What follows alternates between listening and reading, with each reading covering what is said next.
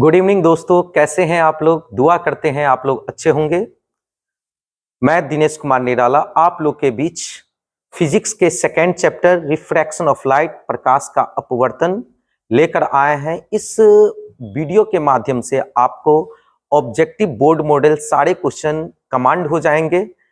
यकीन के साथ हम आपको ये बताना चाहेंगे कि इस वीडियो को केवल आप देख लेते हैं तो इस चैप्टर से जुड़ा हुआ total board model objective question आपको कवर हो जाएगा, जिससे आपका एग्जाम बहुत ही बेहतरीन और सुपर जाएगी। इस बात की संभावना नहीं, पूरी की पूरी हम आपको आश्वासन देते हैं।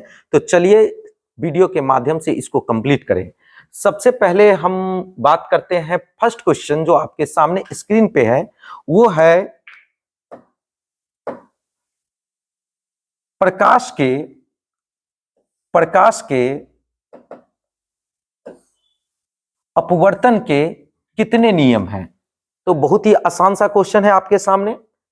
तो प्रकाश के अपवर्तन के दो नियम हैं, आपतित किरण, अपवर्तित किरण तथा आपतन बिंदु पर डाला गया अभिलंब, तीनों एक ही समतल में होते हैं। और दूसरा, आप प्रकाश के किसी विशेष रंग के लिए आपतन कोण की ज्या तथा अपवर्तन कोण की ज्या का अनुपात एक नियतांक होता है। इसे स्नेल का नियम भी कहते हैं। और स्नेल के नियम में mu is equal to the sine I by sine are होता है। आप लोग भली बात ही इसको समझ रहे हैं। तो चलिए आगे की ओर बढ़ते हैं मित्रों, है ना। क्वेश्चन है आपके सामने, निम्नलिखित में से किसी वस्तु का वास्तविक प्रतिबिंब,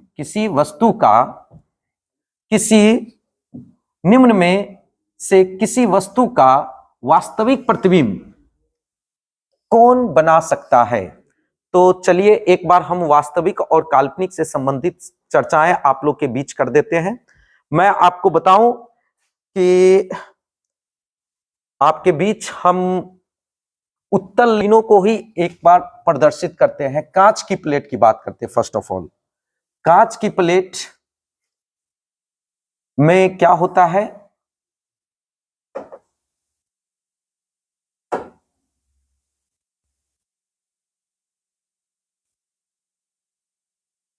कांच की प्लेट की दोनों सतह समान होती है।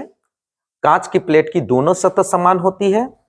इसमें वस्तु का प्रतिबिंब समान आकार का प्राप्त होता है। साथ ही साथ अगर बात किया जाए कांच की प्लेट की, तो इसमें काल्पनिक और सीधा प्रतिबिंब बनते हैं। ठीक है। उत्तल लेंस की बात करें हम, उत्तल लेंस की, तो उत्तल लेंस की मध्य की सतह मोटी होती है। आप देख सकते हैं बीच की सतह मोटी है। और जैसे जैसे हम मध्य की सतह से, यानी कि इसके प्रकाशीय केंद्र से हम ऊपर की ओर बढ़ते हैं, इसकी सतह पतली हो जाती है। या मध्य की सतह से नीचे की ओर किनारे की सतह की तरफ चलते हैं तो ये पतली हो जाती है। यानी कि वैसा लेंस जिसकी मध्य की सतह मोटी और किनारे की सतह पतली हो, ऐसे लेंस को उत्तल लेंस कहते हैं। उत्तल लेंस के कई प्रॉपर्टीज है जो आपके सामने हम अभी रखना चाहेंगे। उत्तल लेंस ही एक ऐसा लेंस है जिसमें वस्तु का प्रतिबिंब दूरी के हिसाब से बदलता है। यानी कि वस्तु का प्रतिबिंब छोटा भी बनता है, बड़ा भी बनता है और समान आकार का। जो आप अवतल दर्पण का गुण देखे थे, ठीक वही गुण, वही प्रॉपर्टीज आपको जो है कि उत्तल लेंस में देखने को मिलेगा। ठीक है।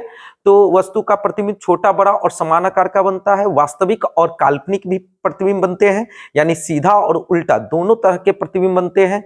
उत्तल लेंस को ही अभिसारी लेंस कहते हैं। और इसमें आवर्धन का मान, जब वस्तु का प्रतिबिंब छोटा बनता है तो आवर्धन का मान 1 से कम होता है। जब प्रतिबिंब बड़ा बनता है तो आवर्धन का मान 1 से अधिक होगा। और जब प्रतिबिंब समान आकार का प्राप्त होता है तो उसमें आवर्धन का मान 1 के बराबर होता है। तो ठीक है मित्रों, इसी के साथ मैं आपको यह भी बताऊं कि उत्तल लेंस को ही अभिसारी लेंस कहते हैं। ठीक है। उत्तल लेंस में 6 कंडीशन है प्रतिबिंब के बनने के। जैसे अवतल लेंस का कंडीशन था, सेम हूबहू कंडीशन इसमें भी है। पहला कंडीशन है कि जब वस्तु अनंत पे होती है तो उसका प्रतिबिंब फोकस पे प्राप्त होता है। और दूसरा, जब वस्तु फोकस पे होती है तो प्रतिबिंब अनंत पे प्राप्त होता है। ठीक है। 2 कंडीशन के बाद तीसरे कंडीशन में आइए, जब अनंत और वक्रता केंद्र के बीच स्थित वस्तु होती है तो प्रतिबिंब बनता है वक्रता केंद्र और फोकस के बीच। और जब वस्तु वक्रता केंद्र और फोकस के बीच होते हैं तो प्रतिबिंब बनता है अनंत और वक्रता केंद्र के बीच। एक कंडीशन है क्या, तो जब वस्तु वक्रता केंद्र पर स्थित होगी तो प्रतिबिंब भी वक्रता केंद्र पर प्राप्त होगा। ये 5 कंडीशन में वस्तु का प्रतिबिंब वास्तविक बनता है और उल्टा प्राप्त होता है।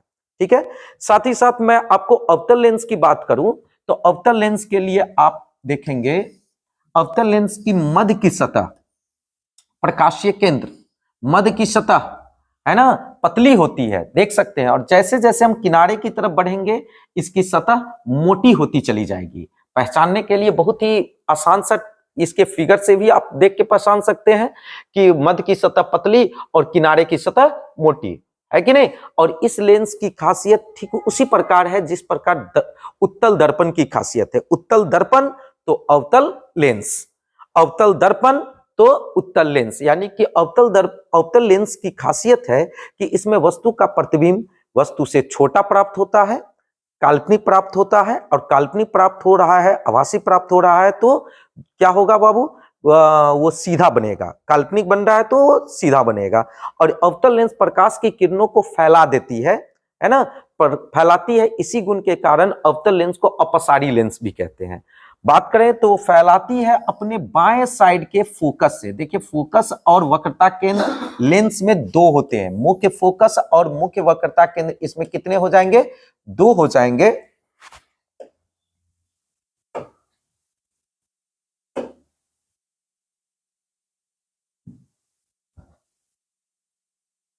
पहला अगर हम इसको F1 मानते हैं और इधर हम F2 लेकर चलते हैं तो इसमें 2 फोकस बनेंगे तो 2 मुख्य अक्ष भी बनेगा।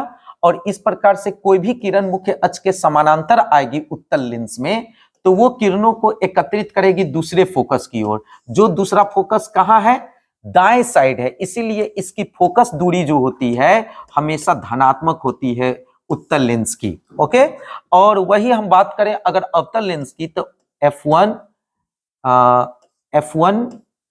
और ये F2 2 मुख्य फोकस है।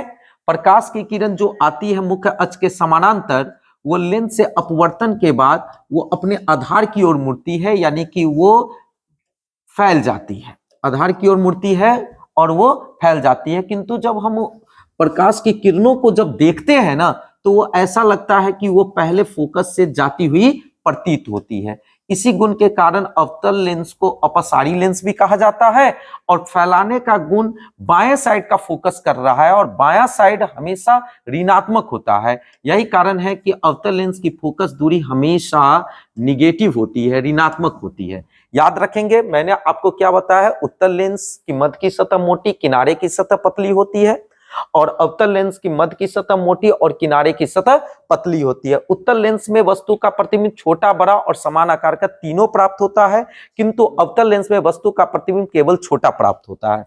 साथ ही मैं आपको यह भी बताया है कि इसमें वास्तविक और काल्पनिक दोनों प्रतिबिंब बनते हैं और अवतल लेंस में केवल और सिर्फ केवल काल्पनिक प्रतिबिंब प्राप्त होता है ना, आभासी प्रतिबिंब प्राप्त होता है। उत्तल लेंस को अभिसारी लेंस कहते हैं और यह प्रकाश की किरणों को दूसरे फोकस पर एकत्रित करती है जो कि दाएं साइड की फोकस है। और दायां हाथ हमेशा शुभ माना जाता है। याद कर, चेन परिपाटी को याद करने के लिए बहुत ही आसान तरीके हम आपको बताए हैं कि दायां हाथ को शुद्ध मानकर चलेंगे और बायां हाथ को अशुद्ध मान के अगर चलते हैं तो दायां हाथ शुद्ध के तरफ यानी दाहिने तरफ राइट साइड में जो भी बनेंगे है ना, जो भी किरणें एकत्रित होगी या प्रतिबिंब बनेगा, अगर वो दाएं साइड की तरफ है, दूरी अगर प्रकाशीय केंद्र से दाएं साइड है तो वो धनात्मक होंगे।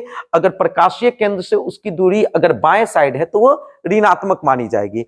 इस मुख्य अक्ष के ऊपर की बिंदु की अगर बात करते हैं हम तो ऊपर का भाग धनात्मक और नीचे ऋणात्मक। जब ऊपर की ओर सीधा वस्तु खड़ी होगी तो उसकी ऊंचाई धनात्मक होगी वस्तु या प्रतिबिंब। जब सीधी होगी तो वो जो है कि उसका वैल्यू धनात्मक होगा। और जब प्रतिबिंब उल्टा प्राप्त होगा यानी कि वास्तविक प्रतिबिंब जो प्राप्त होंगे वो नीचे की ओर बनेंगे। अगर वो नीचे की ओर बन रहा है तो प्रतिबिंब की जो ऊंचाई होगी वो ऊंचाई ऋणात्मक होगी, काल्पनिक होगी। ठीक है, तो इसी के साथ अब हम आप लोग को लेकर आते हैं दोस्तों अपने टॉपिक की ओर। आप लोग एक बार में टॉपिक को समझेंगे। क्वेश्चन कह रहा है किसी वस्तु का वास्तविक प्रतिबिंब, किसी वस्तु का कौन प्रतिबिंब, वास्तविक प्रतिबिंब कौन बना सकता है।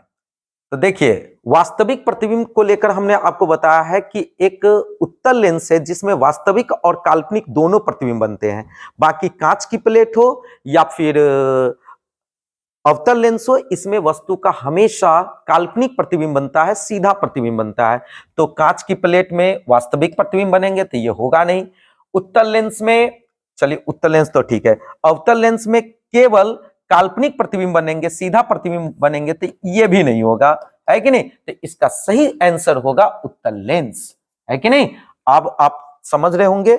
आगे की ओर बढ़ते हैं मित्रों, तो आगे चलते हैं। टॉपिक है निम्नलिखित बिंदु से निकलकर किरणें किसी लेंस से अपवर्तित होकर जिस बिंदु पर मिलती है उसे कहते हैं। देखिए, अगर कोई लेंस है और उस लेंस के मुख्य अक्ष के किसी बिंदु से अगर प्रकाश की किरणें निकलती है और अपवर्तित होकर अगर वो कहीं कटती है तो वहां उस बिंदु का प्रतिबिंब बनता है, जिसे हम कहते हैं प्रतिबिंब बिंदु। B is the right answer. चलिए दोस्तों, तो आप लोग समझ रहे हैं, कमेंट बॉक्स में अपना बताएंगे कि आप लोग को ये क्लास समझ में आ रहा है। इसी के साथ हम आपको और आगे ला रहे हैं। लेंस में मुख्य फोकस बोले या मुख्य फोकस एक ही है, मुख्य फोकस की संख्या कितनी होती है। आपको मैंने बैकग्राउंड में हमने आपको समझाया है कि लेंस में मुख्य 2 फोकस होती है और 2 वक्रता त्रिज्या भी होती है, ठीक ना। तो यहां आपको 2 जो है इसका राइट आंसर हो जाएगा, ठीक है। चलिए, तो इसी के साथ हम और आगे बढ़ते हैं। क्वेश्चन है कि अवतल लेंस का आवर्धन, जैसे ही आ जाए मेरे दोस्तों आवर्धन, तो आवर्धन का कोई मात्रक नहीं होता। कहता है कि अवतल लेंस का आवर्धन बराबर होता है। अच्छा, लेंस का आवर्धन का वैल्यू पूछ रहा है, तो आवर्धन की बात तो आपको मैंने पिछले टॉपिक में भी बताया था। आवर्धन बराबर होता है V by U, यानी M is equal to the V by U। चलिए आगे की ओर। कह रहा कि फोटोग्राफी कैमरा का अभिदृश्यक होते हैं। तो कभी भी फोटोग्राफी में जो भी लेंस का उपयोग किया जाता है वो लेंस अवतल लेंस के रूप में होते हैं। अगर दर्पण की बात पूछा जाए, उत्तल लेंस होते हैं। अगर दर्पण की बात किया जाए तो उसके सतह के अंदर अवतल दर्पण का उपयोग किया जाता है। अगर लेंस की बात किया जाए तो उत्तल लेंस का उपयोग किया जाता है, ठीक है। तो चलिए दोस्तों, इसी के साथ आप हमसे जुड़े रहें, ऐसे ही एक एक टॉपिक को समझिए। कह रहा है किसी शब्दकोश में पाए गए छोटे अक्षरों को पढ़ते समय ना आप निम्न में से कौन से लेंस पसंद करेंगे, यानी कि अधिक पसंद करेंगे। देखिए, छोटे अक्षरों को पढ़ने के लिए आमतौर पर उत्तल लेंस का उपयोग किया जाता है। क्यों किया जाता है? क्योंकि उत्तल लेंस ही एक ऐसा लेंस है जिसमें वस्तु का प्रतिबिंब छोटा, बड़ा और वस्तु के समान आकार का तीनों दूरी के हिसाब से बदलती है। जैसे जैसे हम वस्तु को के नजदीक ले जाते हैं लेंस के, वैसे वैसे वस्तु का आकार वो जो है कि बड़ा करके दिखाती है, प्रतिबिंब हमको बड़ा आकार में दिखाती है। अगर उसकी फोकस दूरी जितनी अधिक होगी उतना वो पावरफुल लेंस होगा। अब पावरफुल लेंस का जो है अक्षर वो और बड़ा करके दिखाएगा। इसमें दे रहा है सबसे पहले तो उत्तल लेंस, तो उत्तल लेंस अवतल लेंस वाली टॉपिक होगी नहीं, यहां कह रहा है अवतल लेंस। अब 50 सेंटीमीटर हो या 5 सेंटीमीटर, इसको सबसे पहले अवतल लेंस वाले 2 टॉपिक है, इसको हम कट कर देंगे। सवाल ये उठता है अब 50 सेंटीमीटर फोकस दूरी वाला उत्तल लेंस, चलिए ठीक है भाई, 50 सेंटीमीटर फोकस दूरी वाला उत्तल लेंस, 5 सेंटीमीटर फोकस दूरी वाला उत्तल लेंस। तो इस दोनों को समझना बहुत जरूरी है। अगर बात किया जाए कि अगर 5 सेंटीमीटर की बात करें, फोकस दूरी 5 सेंटीमीटर दी हुई है, यानी इसका वक्रता त्रिज्या रेडियस ऑफ कर्वेचर हो जाएगा 10 सेंटीमीटर। 10 सेंटीमीटर का अर्थ हुआ कि ये छोटे गोले का टुकड़ा है, जो कि उत्तल लेंस बना है तो उसकी क्षमता उसी गोला के हिसाब से दी जाएगी लेंस की। अगर मैं बड़े लेंस की बात करूंगा तो बड़े लेंस की क्षमता भी बड़ा होगा, जिसके कारण छोटा अक्षर भी बहुत बड़ा करके हम जूम करके देख सकते हैं एक प्रकार से लेंस के माध्यम से। इसीलिए be the right answer, 50 centimetre focus दूरी वाला उत्तल लेंस का उपयोग किया जाता है। दोस्तों तो इसी के साथ मैं आपको और आगे लेकर आ रहा हूं। क्वेश्चन है आपके बीच, किसी गोलीय दर्पण, दोस्तों क्वेश्चन है किसी गोलीय दर्पण तथा किसी पतले गोलीय लेंस दोनों की फोकस दूरियां कितनी दी हुई है? माइनस 15 सेंटीमीटर, -15 सेंटीमीटर है। तो दर्पण तथा लेंस संभवतः होगा, दर्पण तथा लेंस दोनों संभवतः होगा। भाई क्या है? बड़ी साधारण टॉपिक है आप लोग के सामने, बड़े मजेदार टॉपिक है भाई। -15 सेंटीमीटर दिए हुए हैं तो इसमें -15 हो, 15 सेंटीमीटर हो, 50 सेंटीमीटर हो, मैटर ये नहीं है। मैटर इस माइनस को लेकर किया जा रहा है। पिछले क्लास में हमने आपको क्लियर कर दिया था कि अवतल लेंस, अवतल दर्पण और उत्तल दर्पण, उत्तल दर्पण की फोकस दूरी हमेशा धनात्मक होती है और अवतल दर्पण की फोकस दूरी हमेशा ऋणात्मक होती है। तो जहां उत्तल दर्पण की बात किया जाएगा तो उत्तल दर्पण होगा नहीं। उत्तल दर्पण इसमें कहां है भाई? उत्तल दर्पण, तो उत्तल दर्पण का उपयोग किया गया तो ये नहीं होगा। पहले नंबर में ये इसको साइड कर दीजिए, क्योंकि उत्तल दर्पण की फोकस दूरी अगर होती उत्तल दर्पण की तो ये प्लस में होती। तो बात होगी किसकी? तो अवतल दर्पण होगा अवतल, तभी वो माइनस हो सकता है। और लेंस में अवतल का जुड़वा भाई है कौन? अवतल दर्पण का जुड़वा भाई कौन है? लेंस, उत्तल लेंस। तो अवतल दर्पण, उत्तल lens, A is the right answer. चलिए बाबू, इसी के साथ आप लोग बने रहिए, एक एक टॉपिक को बारीकी से समझने की कोशिश कीजिए। क्वेश्चन आपके सामने आ चुका है, लेंस की आवर्धन का एसआई मात्रक। आवर्धन लेंस की आवर्धन का एसआई मात्रक होता है क्या भाई? ये भी चौंकाने वाली बात नहीं है। जहां आवर्धन की बात की जाए, आवर्धन बराबर होता है प्रतिबिंब की ऊंचाई बटे वस्तु की ऊंचाई, और ऊंचाई को नापा जाता है मीटर में। तब प्रतिबिंब की ऊंचाई को भी मीटर में नापेंगे, बट्टे वस्तु की ऊंचाई, मीटर बाय मीटर कैंसिल हो जाएगा तो उसका वैल्यू तो संख्या में आ जाएगा, यानी इसका कोई मात्रक नहीं है। इसीलिए मात्रक विहीन इसका सही आंसर होगा। सी इज द राइट आंसर। चलिए आगे इसी के साथ आप आ जाइए। क्वेश्चन है, तारों का टिमटिमाना प्रकाश की किस घटना को दर्शाता है? तब प्रकाश के प्रकीर्णन को दर्शाता है। ये आप लोग तारों का टिमटिमाना फिजिक्स के तीसरे चैप्टर वायुमंडलीय अपवर्तन में आप लोग को पढ़ने को मिलेगा। इसी से जुड़ा हुआ हर एक टॉपिक को आप लोग अच्छे से पढ़ेंगे, है कि नहीं? तो मैं आपको बता दूं कि डी द राइट आंसर। इसी के साथ मैं आपको और आगे की ओर लेकर आता हूं दोस्तों, और आपके सामने है क्वेश्चन स्क्रीन पे। लेंस की क्षमता का एसआई मात्रक, लेंस की क्षमता का, पावर ऑफ लेंस का यूनिट आपको बताना है। तो पावर ऑफ लेंस की जो यूनिट होती है वो डायऑप्टर होती है। लेंस पावर ऑफ यूनिट का जो होती है वो क्या होती है?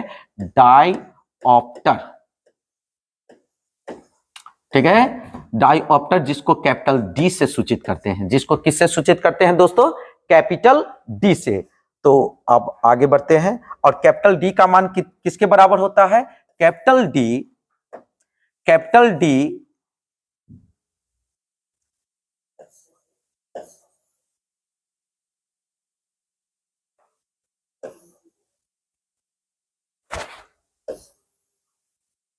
D is equal to the metre to the power -1, या इसी को लिखेंगे 1/m। अगर ऑप्शन में अगर मान लीजिए डायऑप्टर नहीं दिया रहेगा, इसका एसआई मात्रक नहीं दिया रहेगा, तो मात्रक के रूप में मीटर टू दी पावर -1 देगा, या नहीं तो 1/m देगा। आप इसको भी माइंड में रखेंगे, ये जहां कैपिटल डी या डायऑप्टर का यूज किया जाएगा, ठीक है। Otherwise metre to the power -1 या 1/m इसका जो है कि इस्तेमाल कर सकता ऑप्शन के रूप में, तो ये भी सही रहेगा, ठीक है। चलिए इसी के साथ आप और आगे बढ़े। बहुत ही मजेदार टॉपिक, एक एक चुनिंदा क्वेश्चन आप लोग के सामने पेश है। निम्न में किस लेंस की फोकस दूरी फोकस दूरी धनात्मक होती है। बंधु मैं इससे पहले ही आपको बेसिक नॉलेज के रूप में दे दिया हूं। और देखिए ये 2023 में भी पूछा है, 2022 में भी पूछा, 2019 में भी पूछा है। तो कहीं ना कहीं ये अल्टरनेटिंग क्वेश्चन है, हमेशा आपके बीच टकराता रहेगा। चिन्ह परिपाटी से जुड़ा हुआ ये टॉपिक को आप अच्छे से समझ लें। कह रहा है किस लेंस की फोकस दूरी धनात्मक होती है, तो धनात्मक होने के लिए उत्तल लेंस, कौन लेंस, उत्तल लेंस। और वही ऋणात्मक अगर यहां होता तो आप कमेंट बॉक्स में आप आंसर देंगे कि किस लेंस की फोकस दूरी ऋणात्मक होती है। चलिए धनात्मक के लिए तो हम यहां उत्तल लेंस लगा दिए, और ऋणात्मक के लिए जी हाँ बिल्कुल सही आप लोग जा रहे हैं, option B is the right answer, जब ऋणात्मक होगा। ठीक है, बहुत बेहतर, बहुत बढ़िया। अब आइए दोस्तों, क्वेश्चन है आप लोग के बीच कि एक पारदर्शी गोलीय कवच, एक पारदर्शी गोलीय कवच की बाहरी त्रिज्या दी हुई है 20 सेंटीमीटर और भीतरी त्रिज्या दी हुई है 19.8 सेंटीमीटर। तो कह रहा है कि आपतित प्रकाश के लिए यह कैसा व्यवहार करेगा, किस लेंस की तरह व्यवहार करेगा। तो देखिए गोला का जो रेडियस दिया हुआ है वो अंदर की तरफ दिया हुआ है। एक R1 की वैल्यू जो दी हुई है वो 20 सेंटीमीटर है और इंटरनल स्मॉल r की वैल्यू 9.8 सेंटीमीटर के रूप में दिया हुआ है, 9.8 सेंटीमीटर के रूप में दिया हुआ है। तो इसकी जो कट भाग होगा ये उत्तल लेंस की भांति काम करेगा, यानी कि यह उत्तल लेंस बनाएगा। ठीक है, तो आगे बढ़ते हैं। इसी के साथ आपके बीच क्वेश्चन है कि तालाब का जल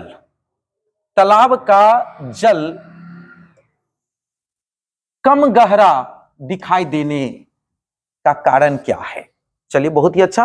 पर तालाब में जब या तालाब दे दे या कह दे कि तालाब में किसी कलम को रखने से वो मुड़ी हुई दिखाई देगी या छड़ी को रखने से वो मुड़ी हुई दिखाई देती, इसका क्या कारण हो सकता है। तो प्रकाश का अपवर्तन इसका सही जवाब होगा, है कि नहीं। चलिए, तो बहुत बेहतर आप लोग समझ रहे हैं। क्वेश्चन है कि वो कौन सा लेंस हवा में, हवा पानी ऐसे ही दे रहा है ये, है कि नहीं। लेंस क्वेश्चन ये कह रहा है कि लेंस कौन सा अभिसारी लेंस का काम करता है, यानी कि अभिसारी लेंस भी कहलाती है। तो किस लेंस को अभिसारी लेंस कहते हैं, उत्तल लेंस को अभिसारी लेंस कहते हैं। तो अवतल लेंस को क्या कहते हैं, जरा आप लोग कमेंट बॉक्स में जवाब देंगे। ठीक है, अभिसारी लेंस है तो उत्तल लेंस होगा। तो अपसारी के लिए आप लोग सही जा रहे हैं, बी ऑप्शन इसका सही होगा, अवतल लेंस को अपसारी लेंस कहते हैं। चलिए आगे ऐसे ही जुड़े रहे आप लोग, बहुत बढ़िया। क्वेश्चन है निम्नलिखित में किस लेंस को अभिसारी लेंस कहते हैं। हूबहू क्वेश्चन जो 2020 में पूछा हुआ है, निम्नलिखित में कौन से लेंस को अभिसारी लेंस कहते हैं। तो आंख बंद करके अब आप जवाब दे सकते हो, उत्तल लेंस को अभिसारी लेंस कहते हैं, कन्वर्जिंग लेंस कहते हैं। तो चलिए आगे बढ़ते हैं। इसी के साथ क्वेश्चन आपके बीच, किस लेंस के द्वारा सिर्फ काल्पनिक प्रतिबिंब बनता है। तो सिर्फ काल्पनिक बोल रहा है, याद रखेंगे। किस लेंस के द्वारा सिर्फ काल्पनिक प्रतिबिंब बनता है। उत्तल लेंस हो सकता है, नहीं भाई, उत्तल लेंस कैसे हो सकता है। उत्तल लेंस में तो वास्तविक भी प्रतिबिंब बनते हैं और काल्पनिक भी प्रतिबिंब बनते हैं, सीधा भी प्रतिबिंब बनता है और उल्टा भी प्रतिबिंब बनता है। इसके लिए आप उत्तल लेंस तो होगा नहीं, चलिए कट गया। अवतल लेंस, उत्तल एवं अवतल, यानी कि सिर्फ बोल रहा है, यहां सिर्फ बोल रहा है, इसलिए अवतल लेंस इसका सही आंसर होगा। ठीक है, चलिए बहुत बेहतर, बहुत बढ़िया, बहुत अच्छा जवाब आप लोग। ऐसे ही कमेंट बॉक्स में आप ऑप्शन पे नजर बनाए रखें और ऑप्शन को जो है कि टारगेट करें, क्योंकि आपके पास समय बहुत कम है फालतू का जो है कि कमेंट बॉक्स को भरने के लिए। अदर कमेंट बॉक्स में आप कुछ भर भी देते हैं तो आपका कंसंट्रेशन, इतना टाइम देने का कोई मकसद नहीं होगा। इसीलिए ऑन द टॉपिक आप क्वेश्चन पढ़ें और मेरे आंसर देने से पहले जब आप देना शुरू कर देंगे तो कंसेप्ट पूरी तरह से क्लियर मानी जाएगी। अदरवाइज आप आंसर देख के भी उसको जो है कि माइंड सेट कर सकते हैं। क्वेश्चन है, निम्न में कौन सा पदार्थ निम्न में कौन सा पदार्थ लेंस बनाने के लिए प्रयुक्त नहीं है? याद रखिएगा, ये निगेटिव टाइप्स क्वेश्चन है, नहीं है। अक्सर बच्चे नहीं को छोड़ देते हैं, जैसे कौन सा पदार्थ लेंस बनाने के लिए उपयुक्त है। अच्छा, जल भी तो लेंस का काम करता है, लो टिक मार दिया। बाद में आता है कि अरे यहां तो नहीं पूछ रहा है। देखिए, जल से भी हम बना सकते हैं, लेंस का काम उपयोग हो ही जाता है। कांच से भी लेंस का उपयोग करता है, प्लास्टिक भी लेंस के उपयोग में आते हैं। तो कौन सा नहीं, कौन सा पदार्थ जो लेंस के लिए उपयोग में नहीं है? तो जो पारदर्शक माध्यम होगा वो सब लेंस का उपयोग करेगा, लेकिन मिट्टी अपारदर्शी माध्यम है, इसलिए इसका सही आंसर होगा मिट्टी। साथ ही साथ अब आगे की ओर बढ़ें। क्वेश्चन है दोस्तों,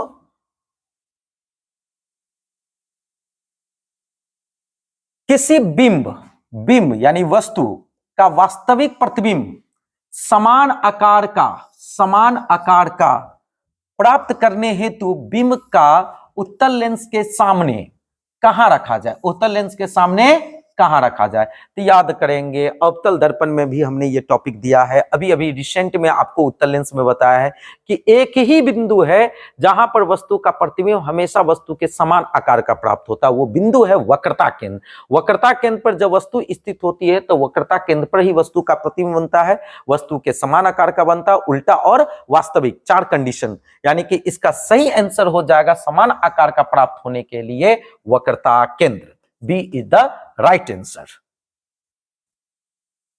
इसी के साथ आगे की ओर आपको लेकर आ रहा हूं। क्वेश्चन कह रहा है, सरल सूक्ष्मदर्शी सिंपल माइक्रोस्कोप में किसका उपयोग होता है?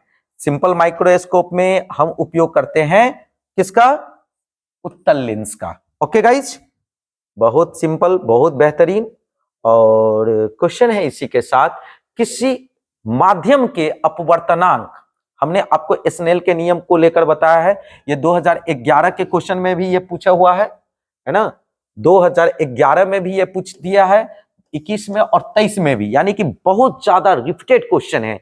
स्नेल के नियम में हमने आपको बताया था, याद होगा आप लोगों को, कि प्रकाश के किसी विशेष रंग के लिए आपतन कोण की ज्या तथा अपवर्तन कोण की ज्या का अनुपात एक नियतांक होता है, जिसे स्नेल का नियम कहते हैं। और स्नेल के नियम के अकॉर्डिंग म्यू का मान यानी अपवर्तनांक का मान साइन